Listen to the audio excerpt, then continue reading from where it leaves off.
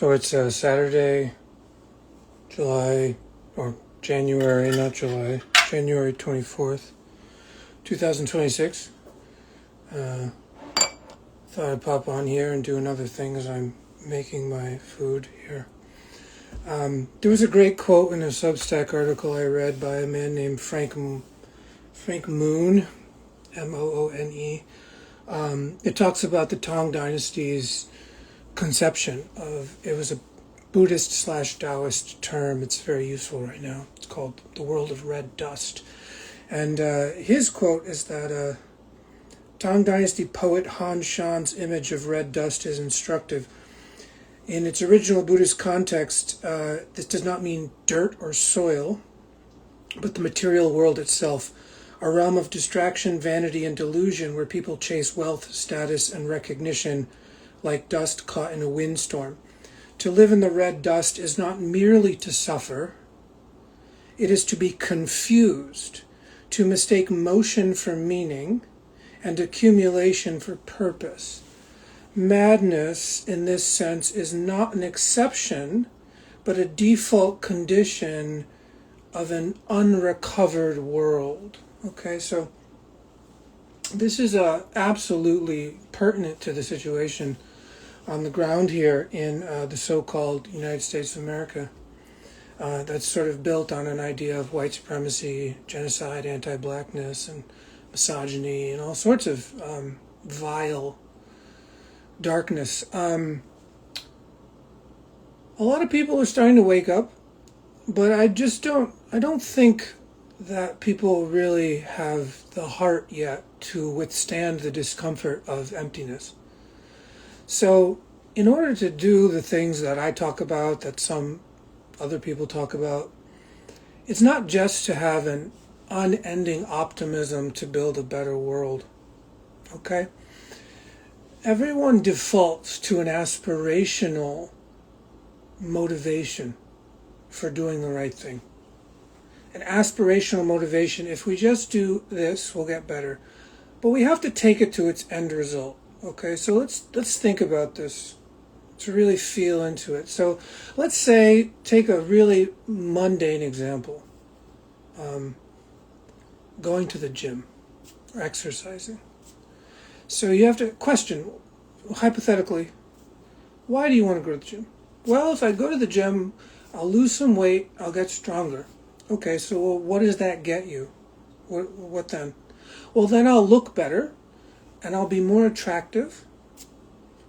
I'll have more energy. I can do more things. Okay, well, what does that get you? Well, the attractive part means I'll be more attractive, and people will be more likely to have sex with me. I'll have more sex. I'll have better sex. Okay, so what does that get you? Well, now we start to go down the rabbit hole, because you realize that everything that you want, every outcome that you think about, every material outcome, I'll get more money, more power, more sex, more whatever, is just another means to another end, forever and ever. It's an endless trauma healing story, okay? And this just kind of goes forever, because if you realize that there is never a contentment available in the world of red dust. You understand? There's never contentment available. Enough is never enough. Because in this hypothetical situation, the person looks the best they've ever looked, has the most energy they've ever felt, is never going to be disabled. You know, is totally an ableist hero. People love them. They get everything they want. And what then? Well, then they want something else. And then they want something else, and they want something else. Another award, another reward, another thing that they get to say they've become something better, and they're validated eventually by somebody. This is not a fuel source that can withstand tyranny. Okay? Because What they want and what you want are the same things, which is just what you want and more of it all the time. You think that there's a category difference between what they want and what you want, but there isn't. It looks different, clearly. They want a prison industrial society, a network state, a slave state. You want some kind of eco-forest utopia, whatever, avocado trees or something in Nicaragua. I don't know. But the point being is that what they want and what you want is just the wanting of the things that you want more of forever. It's called the hedonic treadmill. Now, some people will look at this and say, but this is just normal human behavior. Well, it's normal human behavior if the history books are written by those people.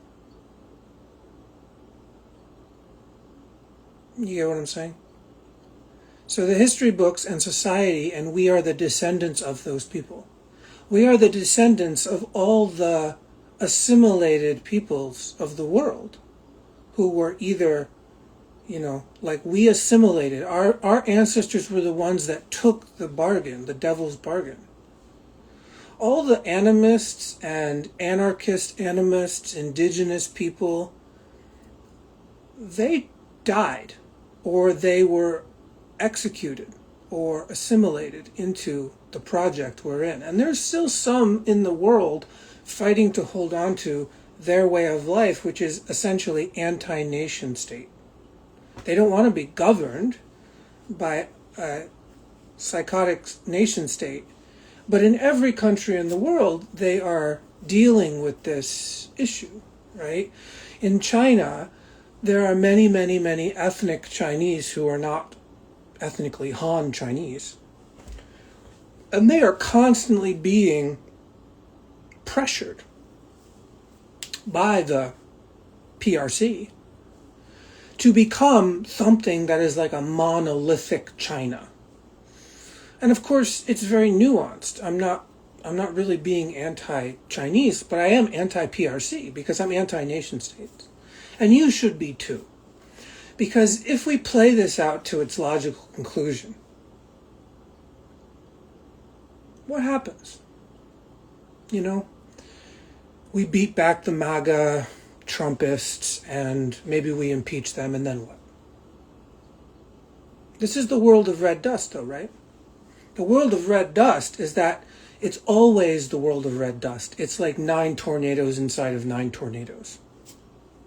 Okay? So the reality that I'm talking about here is not existential in a sense of it's not metaphysical. It's a poetic means by which we could understand our personal karma, which is to say, how do my actions replicate the actions of the nation state, which is going around murdering people for no reason because they're crazy. Because they're crazy, they're malignant narcissists, they're abused children, they're abused by the patriarchy, they're cultists, okay, right? We can get on board with cultists, addiction theory, narcissistic theory, all this stuff, right? We can get on board with it when it's out there doing atrocious things. We can see it when somebody is extreme out there, based on our relative position in the extremism pool, right? But what I've been working on as a disabled, sick, mixed race person who has some kind of bizarre animistic capacities, which is absolutely not a great thing to have in this culture, is every day being in such pain for years. Such extreme amounts of pain and sickness. Joint pain, fascial pain, muscle pain, organ pain, neurological pain, just fucking pain, right? Just a lot of pain. And with that comes fear and desire, which is the fear of what's going to happen when I can no longer pay my rent. The desire of wanting to be able, the desire of wanting to be rich so that I can stave off the fear forever, right? This is all still the world of red dust. I'm not trying to tell you that it's somehow abnormal. Part of being a human being is reckoning with the fact that you're never going to be good enough for what you want. Ever. And if you are, it's extremely temporary. Everyone is one bad day away from total annihilation. And that annihilation may come like it came this morning for that poor man who got executed in the street in Minneapolis for filming slave catchers, essentially. Modern KKK white nationalist army, which is what America is, right? Like, that is America, technically. It may come, the annihilation may come in that form, quite abruptly, as another log on the fire. Like, his body goes into the hole, the pit, full of massacred, murdered bodies. But he just so happened to be a white body, and so it sort of valued more in the supremacist state, right? And eventually that body, those bodies that they throw into the pit, cause some kind of threshold event. That's just what happens. And that threshold event is not conscious. And it happens regardless of your conscious ideological framework. But your ideological framework will determine how you narrate the events to yourself and your family. Okay? And so this desire to continue to become better, to optimize forever, right? This is actually the trap of the world of red dust. This is not a bug, it's a feature. And the feature of that system is a mirror. Okay? It's like saying your karma is your life, and your actions reflect your karma, which is to say your life is your path. And to resolve your family karma is to walk your path in utter naked honesty to the degree that you will become annihilated all the time. Because what you're trying to annihilate is this idea that there is a self that can overcome something and win, like a king or transcension or something, right? And so the world of red dust is essentially kind of like a mirror. It's a meditation as a mirror, but it's not like meditation go off into the mountains and stuff. It's like saying no matter where you go, there you are. And that if you find yourself in a prison cell or a nightmare or a totalitarian state, that is your training ground to actually look at and not flinch to the ghosts and demons of your particular karmic array. And no one will ever pat you on the back for it. They'll never reward you. You can't even prove it. You can't even prove that you're doing anything. And that's sort of the womp wah that I want to talk about today, because, this guy gets murdered and everyone's up because they think, they're still in hopium land. They're still an optimism village. An optimism village is just oppositionality, right? It's just more opposition so that you can feel like you're somehow better or something is happening in your feeling system that actually tricks you away from being human and towards this kind of like avatar. Because you want to be something more than human. You want to be exceptional. You want to be loved in this very particular way with all the particular benefits of this particular outcome. But if you got there, you would find all the problems with it, and then you'd have to find something else to chase. So as we are reckoning, and especially white people, as you are reckoning with what whiteness is, period, and you are trying to figure out what actions you can take to be on the right side of history, and of course, I can't tell you, I don't know. But the point is that like you have to do this inner work, which is uncomfortable.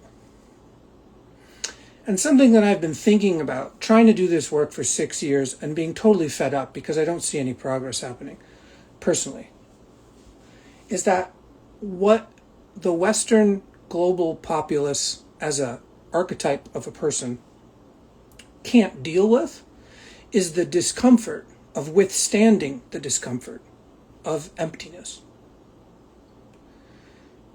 Any real spiritual tradition, liberation tradition, will you eventually get to something that is nothing, which is essentially the loss of the familiar, the perceived loss of the familiar.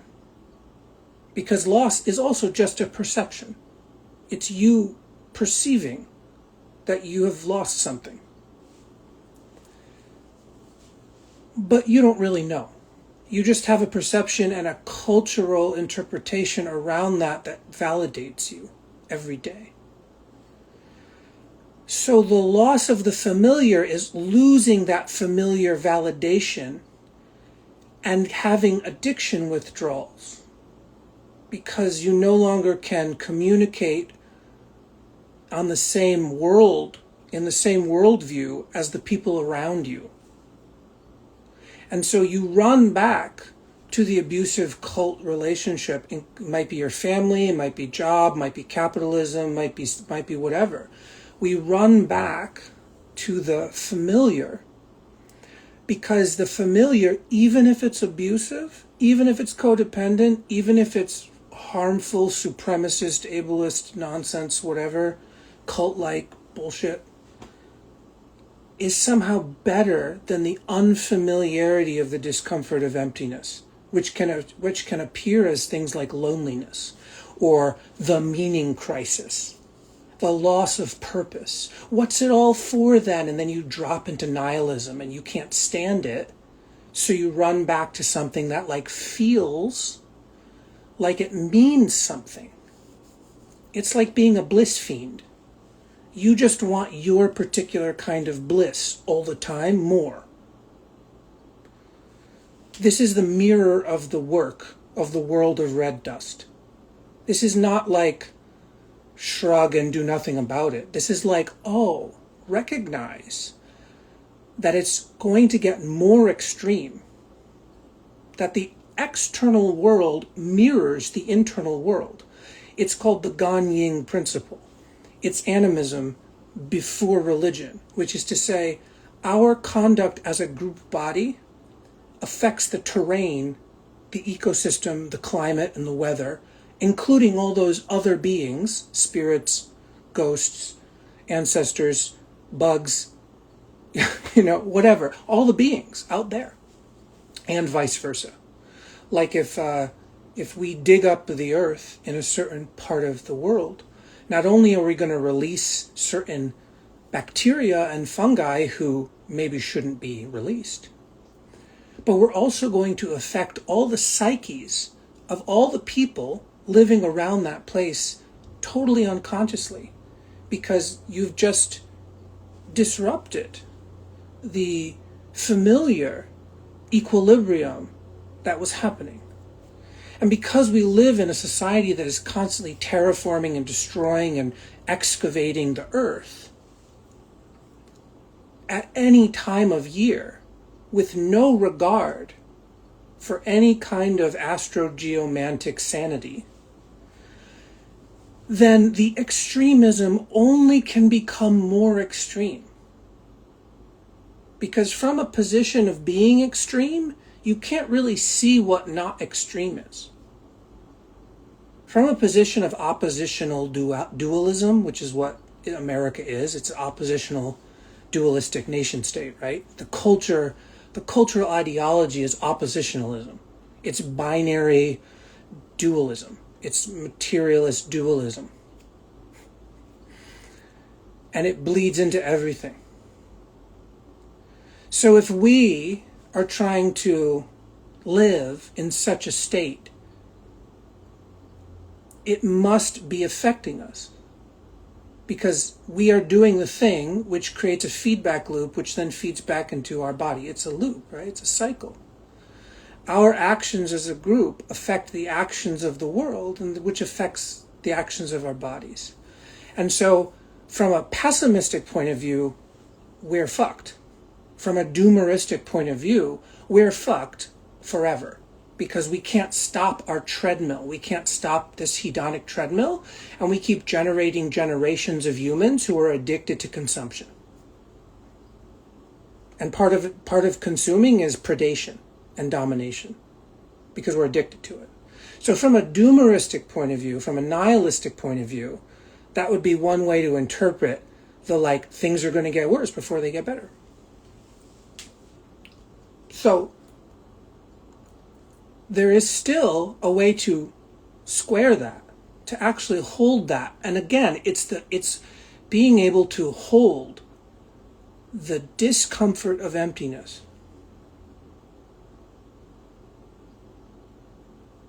Really. To be able to relax your nervous system under the pressure of the discomfort of emptiness. Because you can't solve this. It is unsolvable in the framework that it exists in. Because it's literally this mimetic ghost thing that just keeps, it's like hungry ghost syndrome. You can't turn that off because it's not the food that's the issue. It's not the consumption is the issue. It's the fact that you can consume forever, but you can't feel satisfied. So this is ancestral work, but it's also material political work, and it's somatic work. There's no mysticism here. We use metaphor just to elucidate something that is hard to elucidate, right? So if we could relax and withstand and like hold the discomfort of emptiness, we could begin to see death in a way that was not hyperbolic, hyperreactive, tragic even. Okay?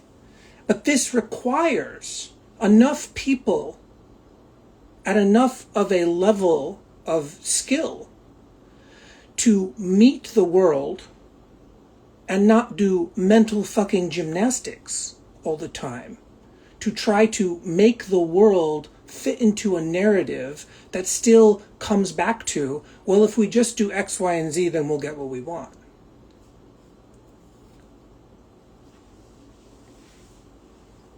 Right? You know what I'm saying? We can feel sadness and recognize that some of that sadness is that we're just sad that we're not getting what we want. Period. That actually part of our supposed empathy is just that we don't like being uncomfortable.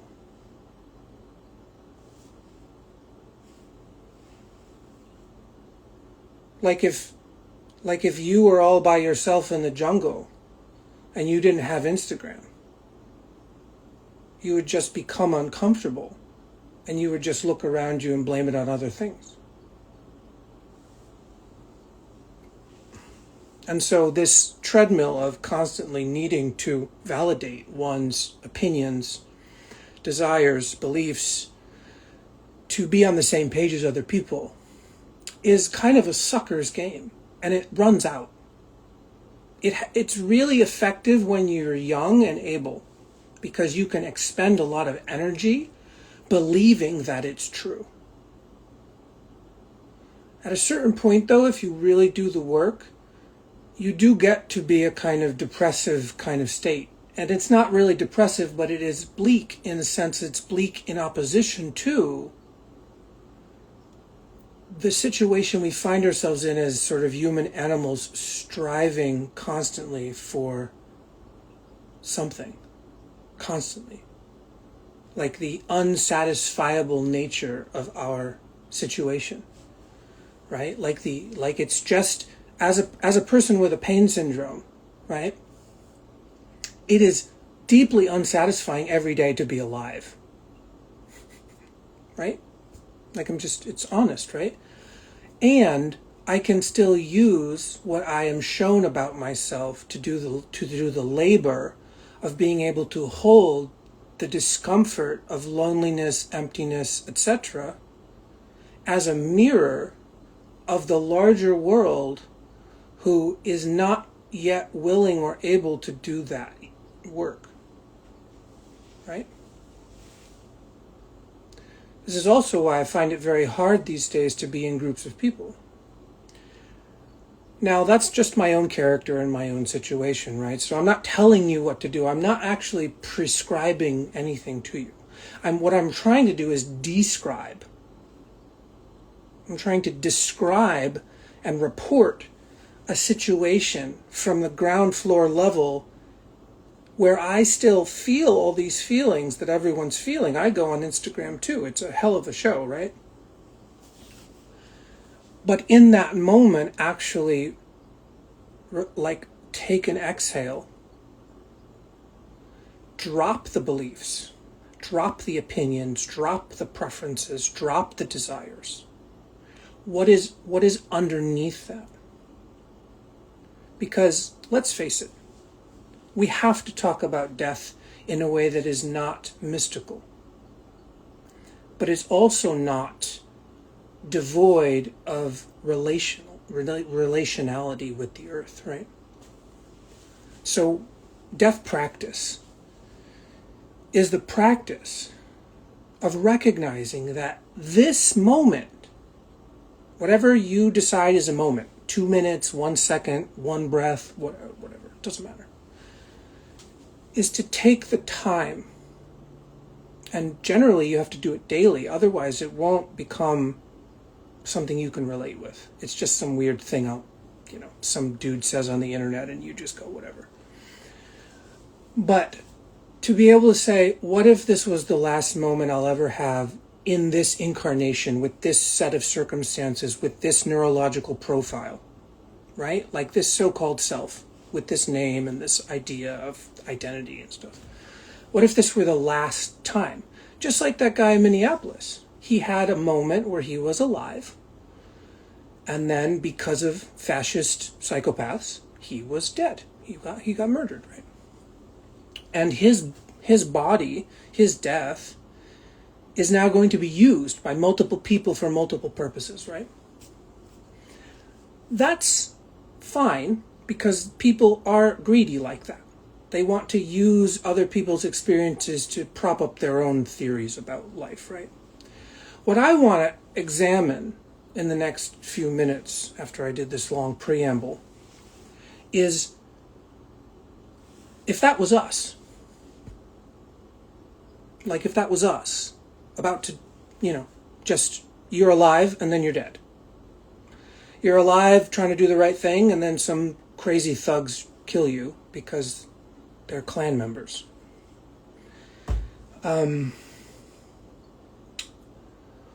What would it take for you to be able to experience that, like to hold that level of discomfort, potential discomfort, in a way that was not thoroughly, excruciatingly torturous to your own system? So you can frame this as a spiritual thing, as a mental, cognitive thing, as an emotional thing, as a physical thing, as a somatic thing, whatever. These words are not really the point. The point is that there's an experience to be had that can't be had if one is constantly resisting discomfort. And it's the kind of existential discomfort that is essentially emptiness. It's like worse than being confused.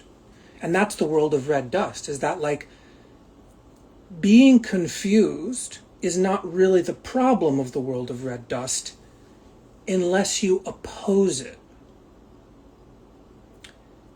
If you're constantly deluded and confused, but you accept your confusion and you say, oh, this is like an opening to curiosity and creativity and sensation and like, I don't know what it's going to do for me. But you're open to confusion as a creative potential. Then the world of red dust becomes like a game, like a dance. It becomes a dance of red dust. That my cells and your cells and everybody's cells are just dancing. And one day they'll dance the dance of death. And in that moment, all bets are off because we can't track or measure that stuff in a certain way. Like, yes, we can say this is what happens to the carbon and the body and the bones and the muscles and the blood, but we can't really say what happens to the immaterial parts of the body. We have stories about that, but we don't really know. But none of what I'm saying can even be glimpsed or even have the slightest shred of being related with if we're constantly confused and fighting against that confusion because we want to get what we want all the time forever.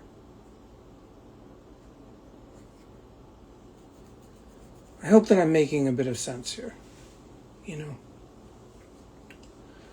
Like there's very little chance that this kind of talk is couched in a decolonial framework. There's very low chance of the world, because I'm also saying this is not religious. I'm not trying to sell you on a religion. I don't care. Like, it's all just biology. But as I sit here in my house with my pain syndrome, and I look on Instagram and everyone's fucking angry and fucking scared and fucking everything, right? They're all, every emotion is at its extreme level, right? Instead of trying to solve that extremism with more extremism, might we actually be able to look at the dynamic itself and recognize that it's actually very uncomfortable to hold extremism as a state, as a culture, as an idea, whatever. It's very hard to hold extremism and feel relaxed. It's very hard. It's actually kind of impossible, because by its own nature, by the definition, extremism is like extreme. And if your bodily system is not evolved to handle such extreme situations, well, it's not going to do very well. And humans are quite fragile, actually. We're not really supposed to be handling like extreme situations all the time. But we have created the feng shui, the gan yin, to mirror back to us what we actually have been doing inside of our generational bodies for generations, which is strive for more against people with more power who also are striving for more and using us to get what they want, and us making compromises for generations because we don't want to die. But surprise, surprise, we're still going to die. So what would it be like to take the rug out from that storyline? Because if they're threatening us with the label of domestic terrorists, which they are, right? If they're threatening us with imprisonment, torture, and murder, what is the threat? Well, they're banking on all of us to be afraid of death and to do everything in our power to not die. So their power lies in our fear of what they can do to us with their power. So maybe you can sort of play with this in your own mind. Actually take the time it takes to sit with the fact that you are going to die anyway, sometime, and that if somebody else is using your own fear of something inevitable against you, how could you diffuse that? How could you take that away from them? Because that's a weapon that they're using. It's not just the material weapons that they're using to hurt people and threaten and kill people. They're trying to kill people to frighten more people into doing what they want. But if more people already had a death practice, then they really couldn't do anything. Yeah, exactly. Disidentification as liberatory practice, parentheses, projection against being brainwashed. Yeah, absolutely. But part of the brainwashing is not just the state apparatus, it's our generational karma of scared immigrants running to a new country called the land of opportunity. But it's only the land of opportunity if you're willing to be violent. So is it really opportunity? You know what I mean? Like, you really have to question some of the choices that your ancestors made, mine too, because it didn't really get them very far. But in one lifetime, it looks like a success. But over multiple lifetimes, we can see that the arc of history is quite aberrant, right? It's like, oh, I don't think we've really improved because we can't be satisfied. We're more brainwashed than ever. We don't know how to deal with discomfort very well. And our joy is like through the toilet, but we have all these toys. This is not just a personal thing, it's a group thing. But each of us in the group has to start to unplug, to go, yeah, it's really addictive to do this in solidarity with all of you, but it actually doesn't give me anything.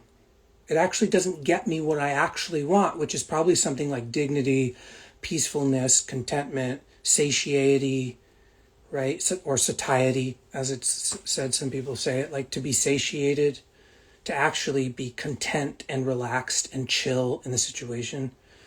And I'm not saying this from some hill. I'm also an extremely anxious person. But this is just my view from my own, reckoning. It's like, not only have I had to reckon with some of my own ancestors, but I have to reckon with the sort of biological ramifications of what they gave me, which is like a terrible disease syndrome that's basically put me out for like 20 years, right? So I'm not trying to save you with this talk. In fact, I'm trying to invite you into something that makes you put down the constant target and bullseye that you have of something that would save you and make you feel good again. Because as a group body, we have to, together, not only do death practice and actually mean it and actually achieve something there, but we have to also stop the constant goalpost shifting. Because the power that the state has is they're banking on enough of the populace to be whipped. It's just slavery, to do the labor that they want. But if you take away their labor, take away their tax money, and you take away the threat of the fear and that they're going to torture you and hurt your children and kidnap your children and murder you and rape you, if you actually deal with the fact that those things are not equal to pain, they are not equal to, oh, my life is meaningless now because I was tortured and killed by the state, that's where you have power. Because many of us will die, whether by natural causes or fascistic causes. But they are banking on enough people being uneducated in the way that I'm talking about to have not looked at the utter emptiness of the hedonic treadmill and said, I'm going to abstain for a little while and try to figure out what I really want. That isn't just these weird basic desires all the time, constantly telling me to get out of bed so that I can get more things. And actually come back to something like, if this was the last 30 seconds of my life, how would I meet that? How would I actually contend with that? All the adrenaline running through your system, all the cortisol, all the fear, all the sadness, all the longing, all the yearning, all the desire, right? It's like all the things will happen in that moment, right? I didn't get enough time. I really wanted to say I love you. I wish I would have fallen in love. I wish I would have had a kid. I wish.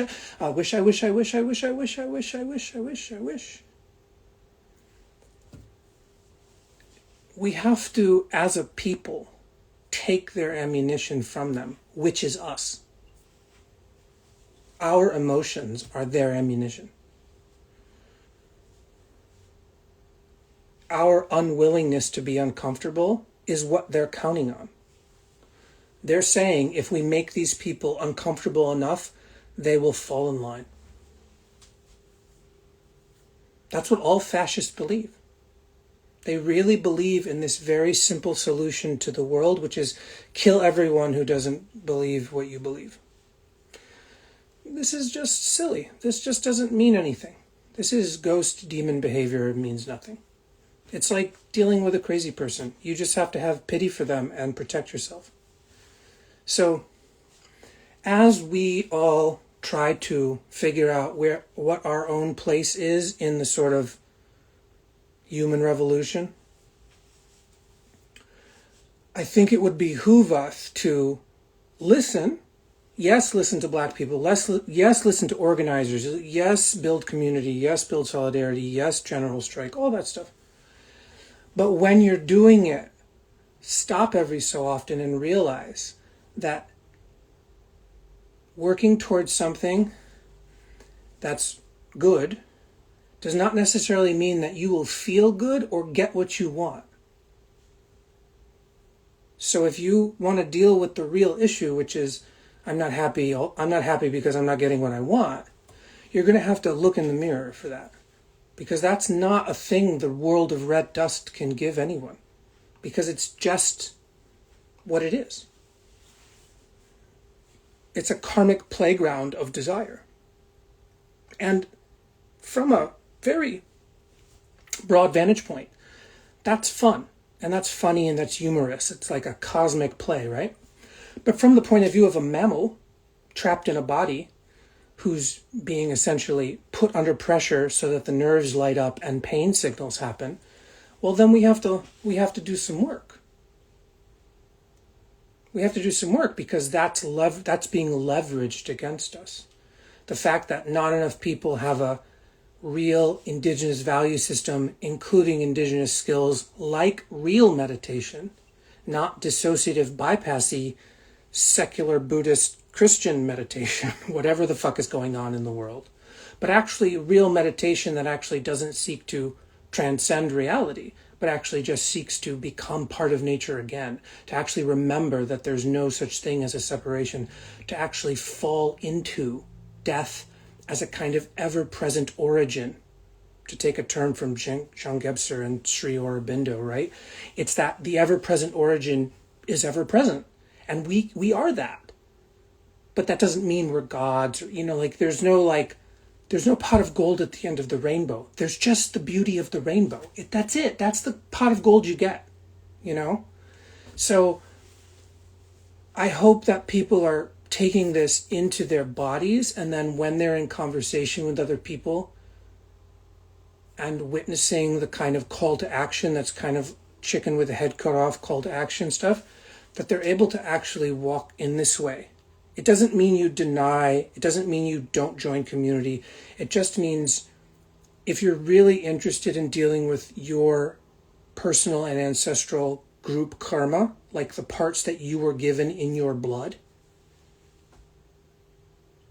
then you're going to have to do something different in addition to what is also going on. Because nobody is really talking about this from a place of material decoloniality, animism, that is not bypassing, and it's not salvational, and you don't get what you want. But there is something available for you to experience if you're willing to do that work that is actually quite a delayed gratification.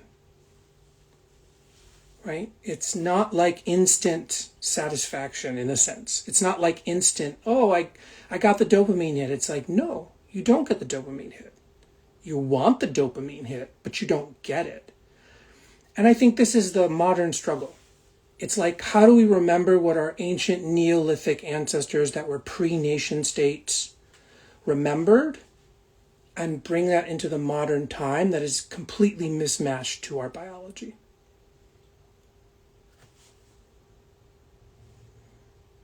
And to not try to preach from a mountaintop, because we don't need any more of that.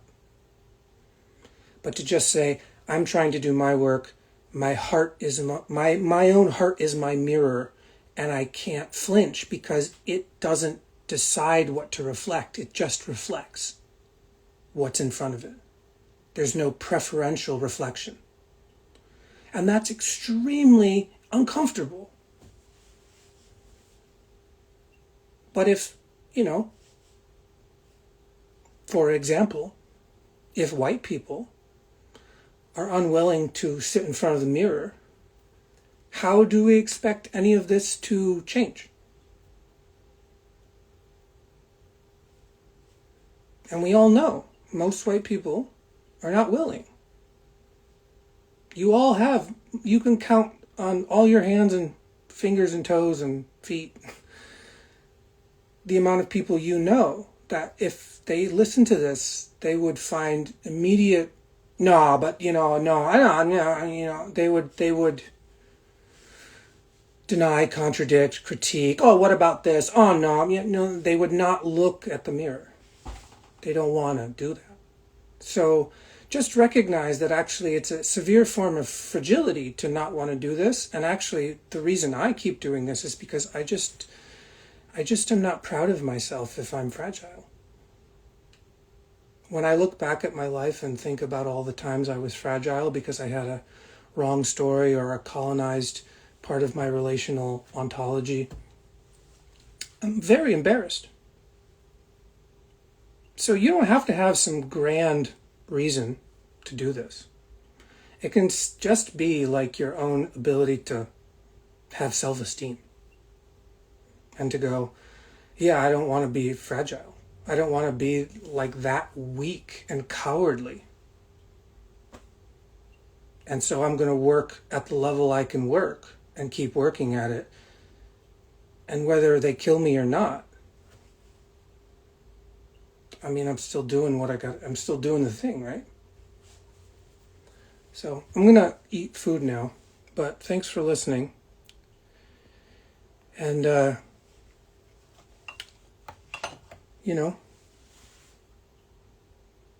work with what you've got. If you've got pain and fear and desire, work with that. That's what you've got. That's what we've all got. So instead of trying to solve it all the time, actually just sit with like, oh, it's very uncomfortable to know that these things never really go away. And I really want them to go away. And actually, the entire white supremacist project is about pretending that for some people, they could go away if you just got rid of all the other people. But we all know that even if they create their perfect white ethno-state, they'll all be miserable and they'll still abuse each other. They'll abuse each other until there's no one left. So just to see it clearly, not really argue with it, just see it clearly. It has no end state, in a sense. It's just a kind of manic response to not being able to hold discomfort. Okay? All right.